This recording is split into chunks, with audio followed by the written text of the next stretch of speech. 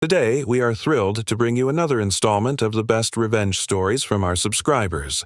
So grab your popcorn, settle in, and get ready for some seriously satisfying tales of karma comeuppance. You definitely won't want to miss this. In the last one, you won't believe how a man took revenge on a store manager after he stole from him. But first, let's check out these comments from our previous video. There once was a woman who parked her car in a shopping mall parking lot. She returned to find a note on her windshield. The note informed her that she had parked in a handicapped spot without a permit. Feeling guilty, she apologized profusely to the person who had left the note. As she got in her car and started it, she noticed the person who had left the note was in the passenger seat. He looked at her and smiled. She screamed as she realized he was the devil. You reap what you sow. Karma is a boomerang, always returning. Our next Reddit post is from Caracal. Imagine losing everything because a greedy bank wanted to crush you, only to turn around and own the very institution that tried to destroy your life. That's exactly what happened to me. Back in the early 2000s, I owned a small manufacturing company. We were doing okay. Not bad enough to go to the bank and get a loan, but not bad enough to be considered high risk either. I had a great relationship with my banker. He knew me by name, knew about my company, and knew I was a good customer. It was during this time that my father became ill and needed major surgery. Fortunately, the operation was successful and he recovered fully. However, this put a serious dent in my savings, which I used to pay for his hospital bills. My banker knew about this because I told him. He even offered me a loan to help out, which I turned down. A few months later, my banker was gone and a new guy took his place. This guy knew nothing about me or my company. He saw the balance in my account and decided I was ripe for the picking. Without even calling me to talk about it, he increased my credit card limit to $25,000 and started charging me a ridiculously high interest rate.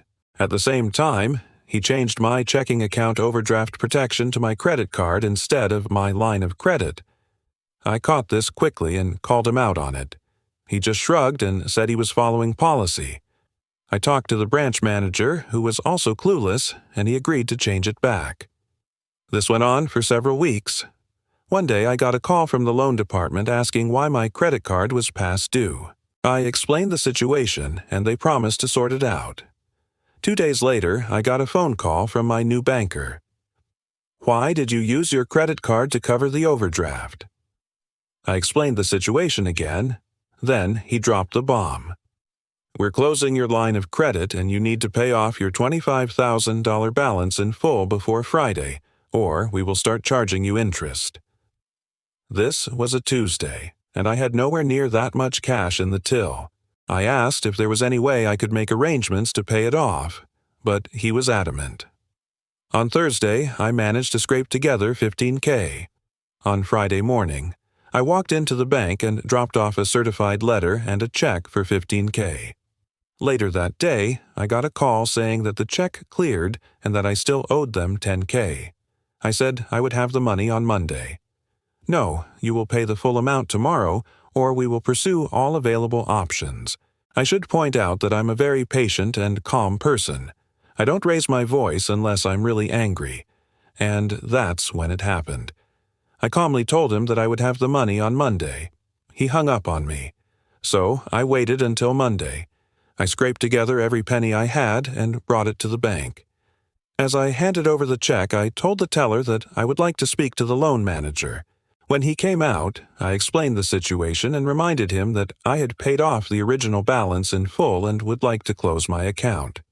He snarled, "I'm sorry, but our policy is to charge interest on overdue accounts. Even if you pay the balance in full, we have to do it." I had finally had enough.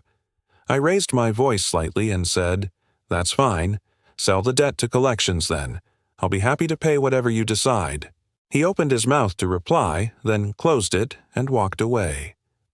The next day, I got a call from collections. They said that they had bought my debt from the bank for $1,850, which included the original balance of $10,000 plus the accrued interest. To my surprise, they offered me a payment plan. I paid them $100 a month. Within 2 months, my account was closed. After that, I stopped banking with them.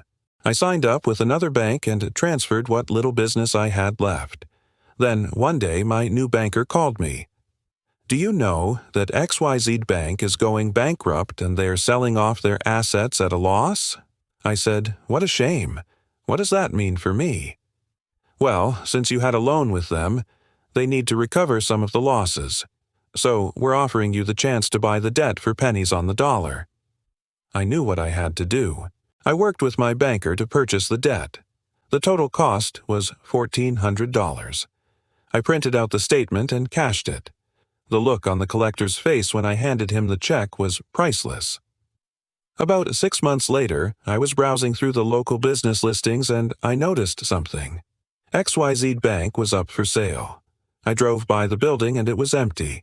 I called the number listed and arranged to meet with the owner. We talked about buying the building, and I mentioned that I had an outstanding claim against the bank. "Oh, yeah, I almost forgot," he said. "We need to clear up all outstanding claims before we can finalize the sale." And that's when it hit me. Why not buy the whole bank and fix the building up? The bank owner thought it was a brilliant idea. The bank hadn't done any business in years, and the only thing stopping me from owning it was $7,000. After signing the papers, I walked into my old office, which was filled with trash. There was a large metal box in the corner. I pried it open and found a thick folder with the word "Loans" stamped on the front. Inside was my loan file, and it held the answer to my question. They hadn't charged me any interest. The loan document simply stated that if I defaulted on my loan, they would charge me a penalty fee. The bank owner and I split the difference. He reimbursed me $7,000 for the loan, and I paid him the remaining $7,000 for the building. In less than a year, I had paid off the debt I owed them and made a $14,000 profit. I also had the satisfaction of knowing that my former banker lost his job when the bank went bankrupt. So there you have it, folks. A tale of financial warfare where the underdog comes out on top. Did you enjoy this story? If so, show your support by hitting the like button and subscribing to our channel for more thrilling content. Don't forget to share your thoughts in the comments below. Your feedback means everything to us. Thanks for watching. See you in the next video.